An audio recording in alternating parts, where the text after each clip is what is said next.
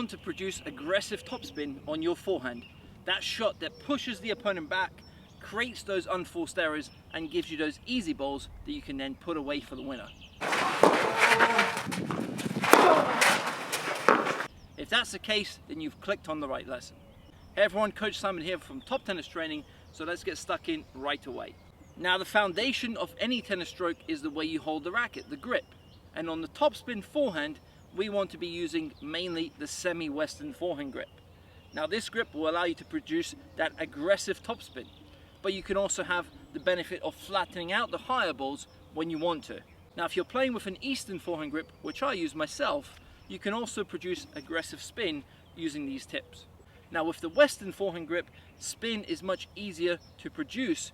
However, these tips will still help you produce more spin even if you're playing with that extreme grip. Now when we want to produce a flatter shot, in general we're extending our racket towards the target, so we're hitting through that ball. But with the topspin forehand, however, we want our energy and our power to be directed vertically.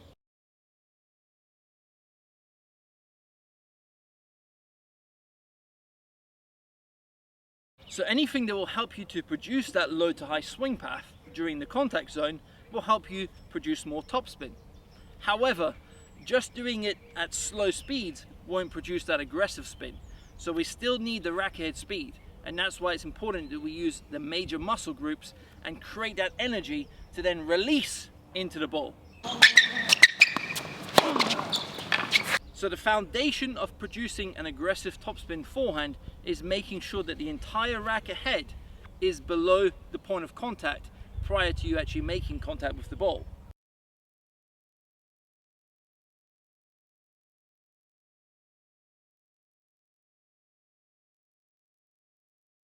Now before we go any deeper into this lesson, if you're serious about improving all aspects of your forehand, we have a free forehand guide that you can download right away. I'll leave the link beneath this video. So if I'm making contact around here, I want my racket head below that point of contact so that I can brush upwards as I actually hit that ball.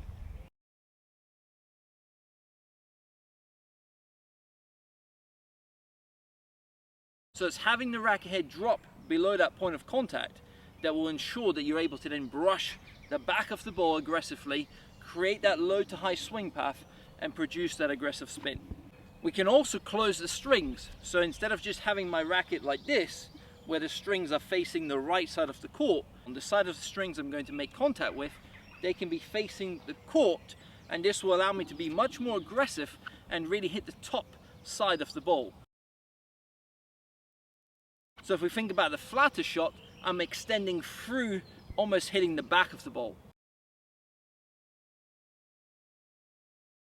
With that more aggressive topspin, we often see players like Federer making contact and their strings close very quickly on the top side of the ball. So it's strings are closed, strings open towards that point of contact. You can then have the strings closing on top of the ball and then having that follow through. Now the windshield wiper motion is often talked about when it comes to the forehand, but what exactly is this motion and how will it help you produce more spin? So prior to contact we have the racket head in this position here, so the grip and the handle of the racket is actually higher than the racket head itself. So I'm not in this position trying to produce topspin. I have the racket head dropping below the grip. From this position, now my racket head will start that upwards motion and it will go from the tip of the racket being down to the tip of the racket being above the ball.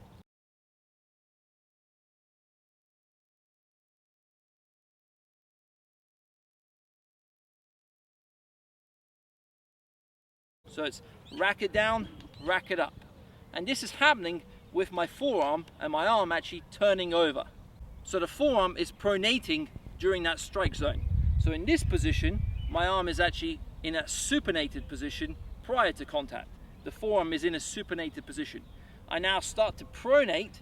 Now from this position, I finish the swing on the left side of my body, of course. So it's here and here. Now some players may benefit from actually finishing above the head, the buggy whip finish. Now if we think about Nadal, his main focus, especially when he's playing on clay, is to produce that aggressive spin and a lot of net clearance. He wants to eliminate the net.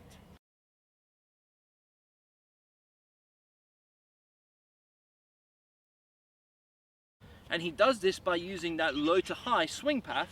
Now if you use that low to high swing path and you finish with the racket up here somewhere, once you start to pull across the body, you're almost breaking that swing. You've created that upward swing and then you break it to finish across the chest. Whereas with Nadal's stroke, he's able to finish above the head because he's creating that maximum low to high swing. So it's low to high, and then naturally he's going to finish above the head because his focus is on producing that upwards swing path.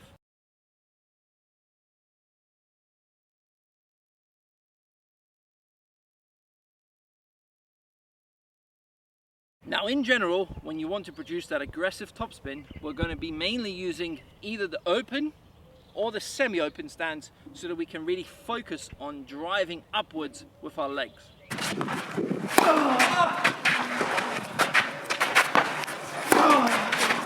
If I use the neutral stance, I may be able to produce some degree of aggressive spin, but it won't be nearly as much as if I use the open stance. With the neutral stance, the body weight is going forward towards your target, whereas with the open stance, I can really focus on loading and then unloading upwards.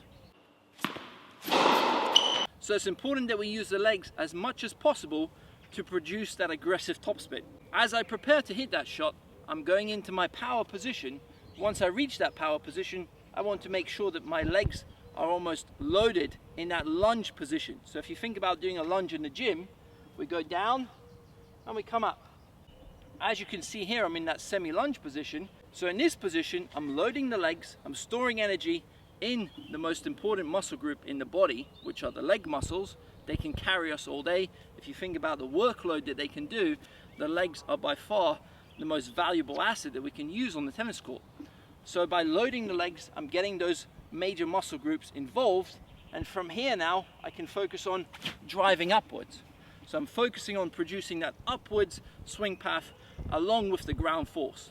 If you can time it right, so where you go down, up, down, up. If you can get that timing correct, you'll notice a massive amount of topspin and power on that topspin forehand. Now, in order for us to judge the quality of our topspin forehand, what we want to look at is, firstly, the first step is the ball rising through the baseline? Which means the ball has bounced and it's still on the way up as it passes through the baseline.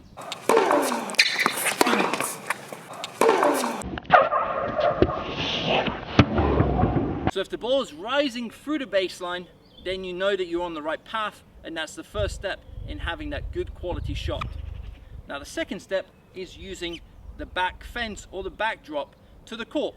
Now if you're in a rally situation, it will be impossible for you to judge this. You won't be able to see where the ball is actually hitting that back fence. But if you're doing a drill situation where your coach or your hitting partner is feeding you, you'll be able to see if the ball is landing inside the court and if it's reaching the back fence, so if it's hitting this fence before the second bounce. So if I'm getting the ball to bounce inside the baseline and then actually hit this back fence before that second bounce, I know I have a lot of spin and a lot of power, and this will really build my confidence on that shot. And this is a good target for you to work on when you're actually drilling this shot. Work on hitting that ball inside the court and getting it to hit the back fence before that second bounce. Now the stronger players, the players who are more performance-based, the players who play higher level, you should be aiming to hit that ball inside the court and have the ball rising when it hits the back fence. Now that might seem impossible for many of us. However, a player like Rafa would be training even on a grass court. He'd be hitting the ball inside the court and it would be rising when it hits the back fence. This won't be on every shot, but on at least 30 or 40% of his shots, he's hitting the back fence as it's rising. Now if you can do this, you know you have a really high quality shot. So there you have it. I hope you've enjoyed this lesson. I hope you've learned something new, and I hope you'll use these tips to start smashing those forehands. Now if you have enjoyed the lesson, smash the like button, subscribe to the channel of course, and turn on the notification bell. Now if there are any lessons you'd like to see from us in the near future, leave a comment down below. Signing off, Coach Simon from TTT. All the best and see you soon, guys.